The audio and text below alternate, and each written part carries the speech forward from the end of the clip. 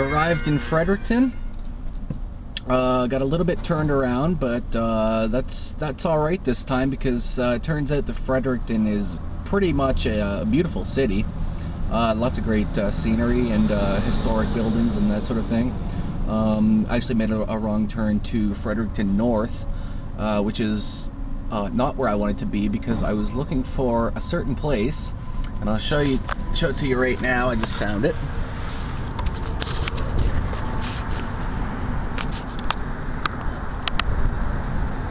Deluxe fish and chips.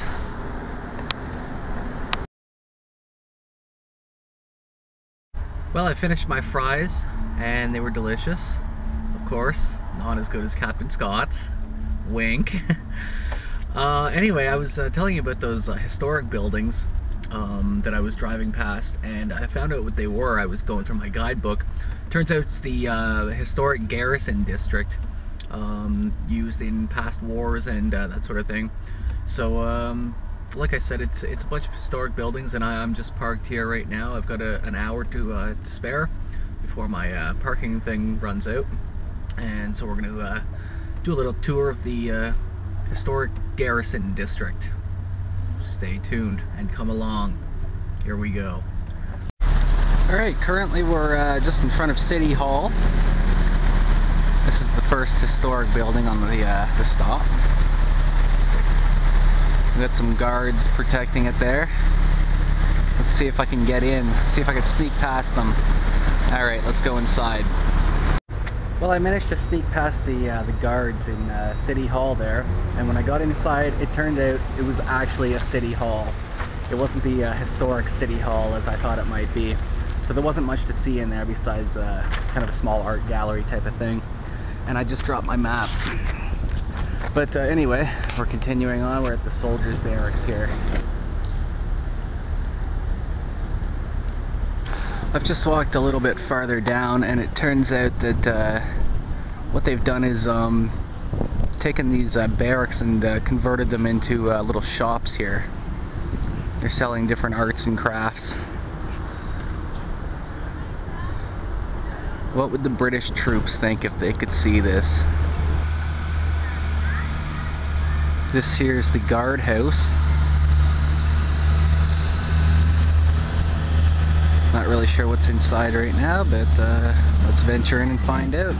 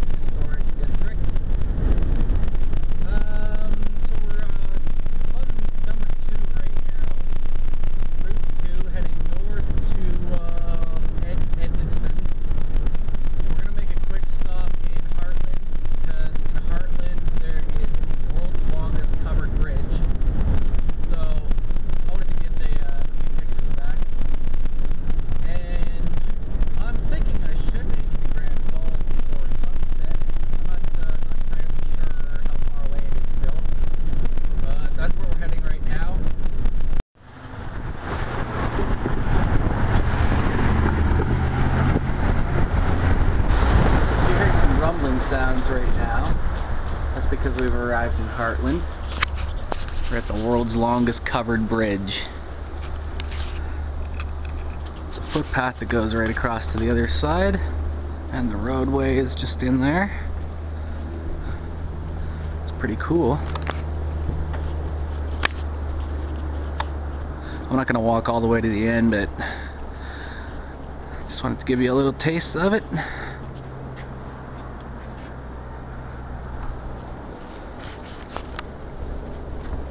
I'll take a drive through it in just a second.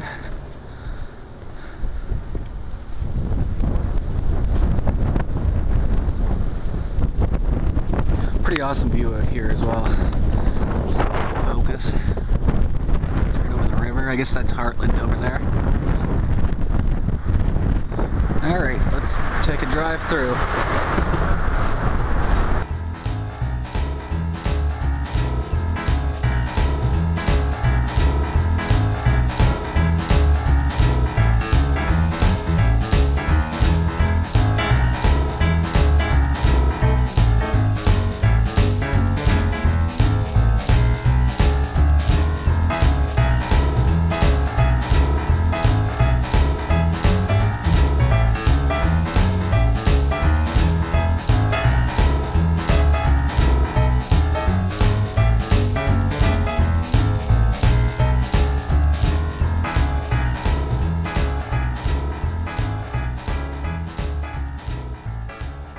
Well, ladies and gentlemen, it's a scorcher today.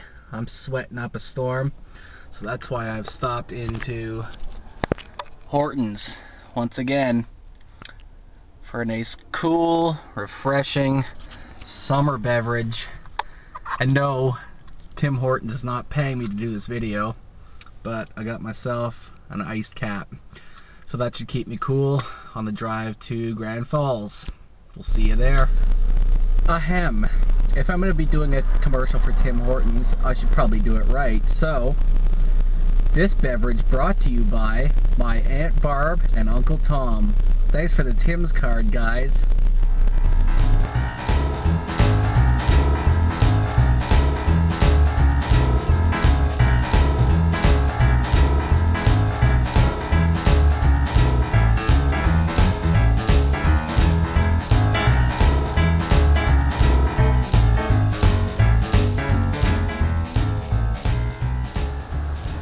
I've officially arrived in Grand Falls, and just behind me, that's the gorge. I'll let you stop looking at my face and bring you around to see it. It's pretty incredible. This is probably not the best view you can get, but it's still pretty good. I'm going to venture down and see what else I can see in different parts of the gorge, and see if I can see the waterfall. Over here there's a zip line thing. I just watched some people go across. I tried to take a few pictures of it, but the camera wasn't exactly fast enough. But they just zip line right across there. Let's see if I can get a better view.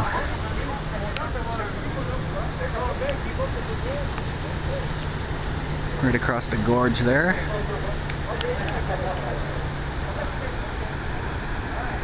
So that's part of it, and stay tuned for the rest of it.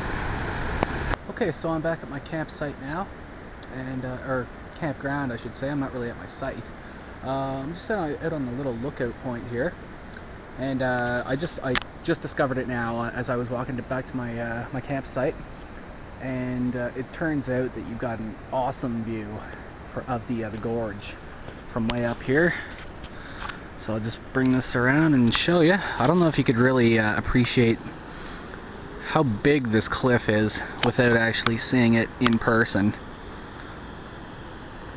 But it goes way up there. And then over here, follow this around. It just trickles down from there. I've still got to find the big waterfall, but you get a pretty awesome view of the gorge from the campground here. They weren't kidding when they said you're camping right on top of a cliff. So that's it. And I'm not going to try to find the waterfall tonight. I'm going to save that for tomorrow. It should be pretty cool. We're supposed to get sun again tomorrow, so hopefully it turns out alright. You got a good view of it.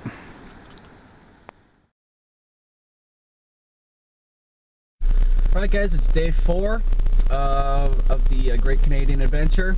I'm just pulled off onto the side of the road right now. I'm on my way to St. Leonard, New Brunswick, and I just thought I'd pull over here because I'm traveling on a road that runs just parallel to the U.S.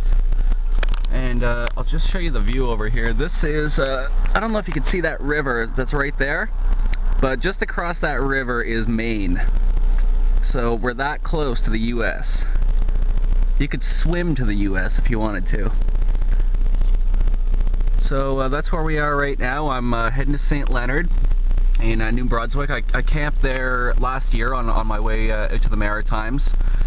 And today the plan is, first of all, to hit Quebec City.